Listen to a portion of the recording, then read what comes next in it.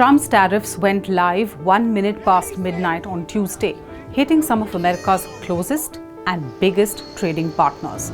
Trump accused Mexico, Canada and China of not doing enough to tackle the fentanyl problem, the killer drug that's leading to havoc in America with a staggering number of deaths from overdose. Trump had earlier accused Canada and Mexico of not doing enough to stop illegal immigrants from entering the US.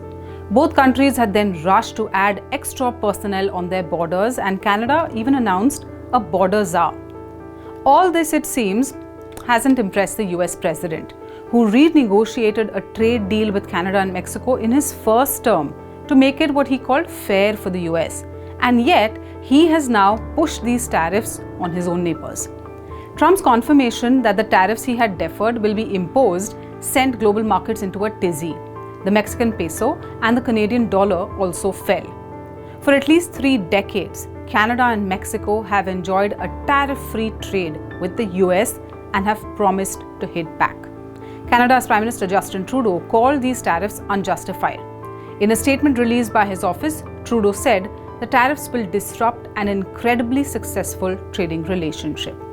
Canadian Prime Minister Justin Trudeau also responded with immediate 25% tariffs on over $20 billion worth of imports and another $86.2 billion if Trump's tariffs were still in place in 21 days. Now, Ottawa's tariffs will hit American products like American beer, wine, bourbon, and home appliances. Honestly, kind of insane. Both countries profit so much from each other. We're at Peace Arch Park where the sign says, may these gates never be closed again. We shouldn't be doing this again. We signed, we're partners. It's very frustrating because it's not a logical thing. It's really not. The worry in both Canada and Mexico is also economic. There is increased worry that the American tariffs could push these economies towards recession, job losses, and economic disaster. That brings us to China. Trump has also put in place a 10% additional tariff on Chinese goods. He had already slapped Beijing with a 10% tariff earlier.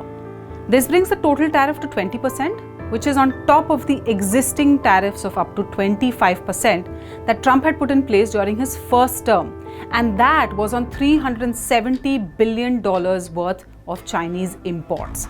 Some of these tariffs were raised even higher under President Biden last year. For example, tariffs on Chinese semiconductors doubled to 50%, and those on Chinese electric vehicles shot up to over 100%.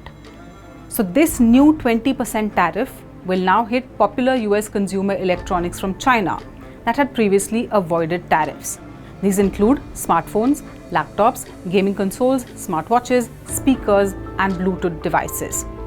China hit back on Tuesday, announcing new tariffs on a variety of US agricultural products, such as meat, grains, cotton, fruits, vegetables, and dairy.